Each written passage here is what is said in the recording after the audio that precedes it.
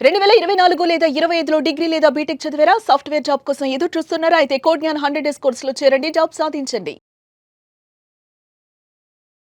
నమస్కారం సార్. నమస్తే అండి సిరి గారు. ప్రతి ఒక్కరు కూడా ఈ మధ్య కాలంలో వాట్సాప్‌ని తెగ యూజ్ చేస్తున్నారు అని చెప్పొచ్చు. బట్ కొన్నిసార్లు మనకి తెలియకుండానే మనము మెసేజ్ ఏదైతే ఫార్వర్డ్ చేస్తూ ఉంటామో అది చట్ట ప్రకారంగా మీరు అలా చేయకూడదు, అలా చేస్తే శిక్ష అనుభవించాల్సి వస్తుంది అనేవి కూడా మనం విని ఎంతోమంది కూడా జైలుకెళ్ళిన సందర్భాలు కూడా మనం చూస్తూ ఉన్నాం.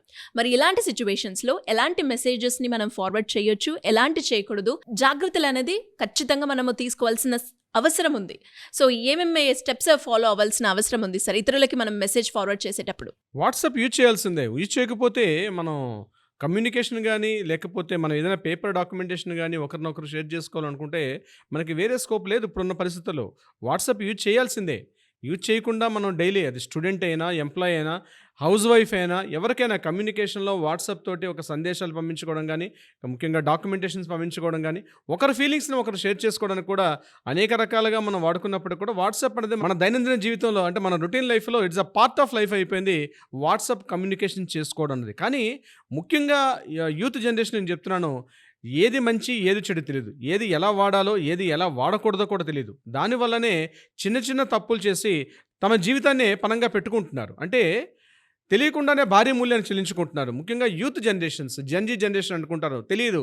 ఆకాశం హద్దుగా చెలరేగిపోతూ ఉంటారు. ఏది మంచి, ఏది చెడు తెలీదు. ఏ మెసేజ్‌లు పంపించాలో, ఏ మెసేజ్‌లు పంపించకూడదో తెలీదు.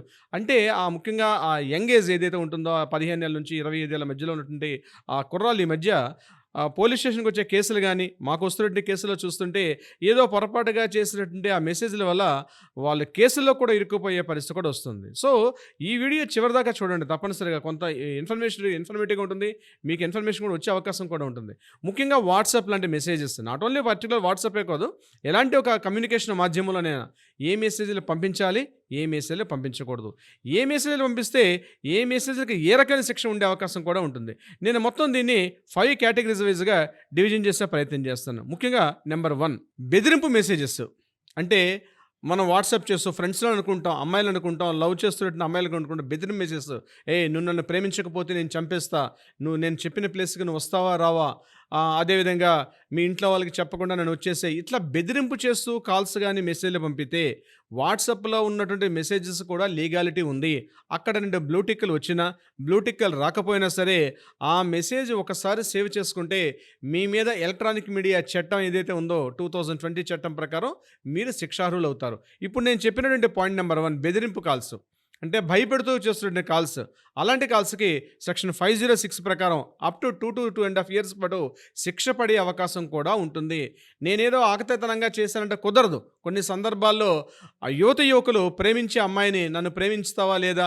లేకపోతే నేను చంపేస్తాను, నీ మీద పెట్రోల్ పోసి తగలబెడతా అని చెప్పి కొన్ని చోట్ల బెదిరింపు కాల్స్ కూడా వస్తుంటాయి. పోలీస్ స్టేషన్‌కి వచ్చే కాల్స్ కూడా చాలా వరకు ఈ బెదిరింపు కాల్స్ ఈ వ్యాపార లావాదేవీలు చేసుకునే వాళ్ళ దగ్గర, యువకుల మధ్య, అదేవిధంగా పార్ట్నర్స్ మధ్య కూడా ఇట్లాంటివి జరుగుతూ ఉంటాయి. హస్బెండ్ వైఫ్‌లో పెద్దగా ఇట్లాంటివి కనిపించవు గానీ, మెజారిటీ ఆఫ్ కేసెస్‌లో ఇవి కనిపిస్తుంటాయి.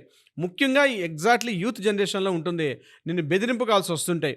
నిన్ను చంపేస్తానని, నిన్ను కిడ్నాప్ చేస్తానని, లేదా నీకు అనేక రకాలుగా ఇబ్బంది పెడతానని చెప్పి బెదిరింపు కాల్స్. మీరు మెసేజెస్‌లో గానీ నిన్ను చంపేస్తాను ఇలాంటి పదాలు గానీ వాడితే మీరు చట్టరీత్యా శిక్షార్హులవుతారు. ఆ యొక్క ఎవిడెన్స్‌గా ఉపయోగపడుతుంది. పాయింట్ నెంబర్ 2 అశ్లీల మెసేజ్‌లు. అంటే యువకుల్లో అమ్మాయిల్ని కాస్త టీజ్ చేస్తూ, అమ్మాయిని యొక్క అంగాంగాన్ని కాస్త వర్ణిస్తూ, ఆమెని కాస్త అబ్యూజ్‌గా తిడుతూ గానీ, ఆమెని అశ్లీలంగా ఇట్లాంటి మెసేజ్‌లు గానీ పెడితే, అమ్మాయిని ప్రపోజ్ చేస్తూ, ప్రపోజ్‌కి కూడా ఆమె యాక్సెప్టెన్స్ ఇవ్వకపోతే, నేను ముందు చెప్పినట్టుగా పాయింట్ నెంబర్ 1లోకి టర్న్ అవుతుంది. ఇవన్నీ కూడా ఈ అశ్లీల మెసేజ్‌లు. ముఖ్యంగా ఏవో ఉన్నటువంటి న్యూడ్ ఫోటోస్ పంపించడం గానీ, అశ్లీలటువంటి ఆ కంటెంట్ ఉన్నటువంటి మ్యాటర్స్‌ని పంపించడం గానీ, సినిమా పాటల్లో కూడా ద్వంద్వార్థ పాటలు కొన్ని ఉంటాయి. ఆ ద్వంద్వార్థ పాటలను ఒక డబుల్ మీనింగ్ డైలాగ్స్ అంటాం. ఆ డబుల్ మీనింగ్ డైలాగ్స్‌ని ఆమెను వ్యక్తిగతంగా ఊహిస్తున్నట్టుగా మాట్లాడుతూ, ఆమెను ఉద్దేశపూర్వకంగా చేస్తున్నటువంటి అశ్లీల మెసేజ్‌లు కూడా ఈ కేటగిరీ కిందకొస్తుంది. ఇలా పంపిస్తే సెక్షన్ 509 కింద 3-5 ఇయర్స్ వరకు కూడా శిక్షార్హులు అవుతారు. ఇది నంబర్ 2. Number 3 fake news. ముఖ్యంగా ఈ యొక్క ఎలా ఉంటాయంటే పర్టికులర్‌గా ఒక రిలిజియన్ గానీ, ఒక కాస్ట్ గానీ ఇట్లాంటి వాటికి సంబంధించి లేనటువంటి వార్తని కన్ఫర్మేషన్ చేసుకోకుండా, ఏదో జరిగిందనే వార్తని కన్ఫర్మేషన్ చేసుకోకుండా ఇమ్మీడియేట్‌గా ఫార్వర్డ్ చేస్తుంటారు చాలామంది. అది మతానికి సంబంధించిందేనా, ఒక కులానికి సంబంధించిందేనా, ఒక వర్గానికి సంబంధించిందేనా, ఇతరత్ర ఒక జెండర్‌కి సంబంధించిందేనా, ఏదైనా ఒక న్యూస్ తెలిసి తెలియక ఒక వ్యక్తిగతంగా గానీ, ఒక గ్రూప్ ఆఫ్ ఒక సమూహానికి సంబంధించింది గానీ, ఇలాంటి ఫేక్ న్యూసెస్‌ని గానీ ప్రచారం చేస్తే, ప్రచారం అంటే ఏంటి?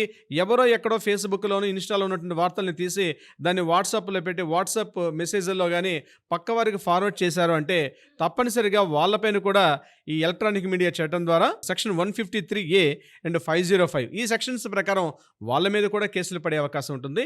దీనిలో కూడా అప్ టు 3 ఇయర్స్ నుంచి 5 ఇయర్స్ వరకు కూడా జైలు శిక్ష పడే అవకాశం ఉంటుంది. ఇక నెంబర్ 4th పాయింట్, రెప్యుటేషన్ దెబ్బతీసే ప్రయత్నం చేయడం. ముఖ్యంగా ఇది పట్టణ ప్రాంతాల్లో, గ్రామీణ ప్రాంతాల్లో ఎక్కువగా జరుగుతుంటాయి. అంటే అమ్మాయి గానీ, లేకపోతే ఒక బిజినెస్‌లో పార్ట్నర్స్ గానీ, తన వ్యాపార లావాదేవీల్లో అమ్మాయిని గానీ కాస్త కించపరిచే విధంగా, ఆమె రెప్యుటేషన్‌ని కాస్త కించపరిచే విధంగా, సొసైటీలో కాస్త హుందాగా బతుకుతున్న వాళ్ళని కించపరిచే విధంగా, వాళ్ళకున్నటువంటి నేమ్ గానీ, ఫేమ్ గానీ, వాళ్ళకున్న సర్కిల్‌లో కూడా ఒక బ్యాడ్ మెసేజ్ పెట్టి, ఆ బ్యాడ్ మెసేజ్‌ని మనం కాస్త సర్క్యులేట్ చేస్తూ మన గ్రూపుల్లో గానీ పంపించినట్టయితే, అది గానీ కన్ఫర్మేషన్ వస్తే ఆ రెప్యుటేషన్ తీసే విధంగా చేసినప్పుడు కూడా సెక్షన్ 499 అండ్ 500 అనే సెక్షన్ ప్రకారం అప్ టు 2 ఇయర్స్ నుంచి 5 ఇయర్స్ వరకు కూడా జైలు శిక్ష పడే అవకాశం కూడా ఉంటుంది దీనికి సంబంధించింది. Point number 5, private photos share చేయడం.